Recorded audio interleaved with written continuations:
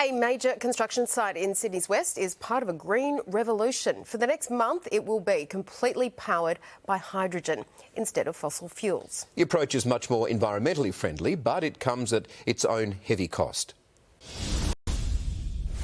From this to this, a pocket of Kemps Creek in years to come, expected to service more than 400,000 people in Sydney's West. Oh, it's really exciting, and this is a phenomenal project. This wastewater plant will be unlike anything in the Southern Hemisphere, to be built from the muscle of water using the H in H2O. This hydrogen generator replacing the diesel generators for the next month. It will be used not only to power our facilities on site, it'll be used to power our cranes. Powering the site's toughest equipment, it's silent and efficient without the environmental dangers of using fossil fuels. So we're taking 150 tonnes of greenhouse gases out of the atmosphere, which is the equivalent of 50 cars off the road at any one time. A downside of this power source, it's 15 times more expensive than a diesel generator. Construction industry leaders have been hesitant to use it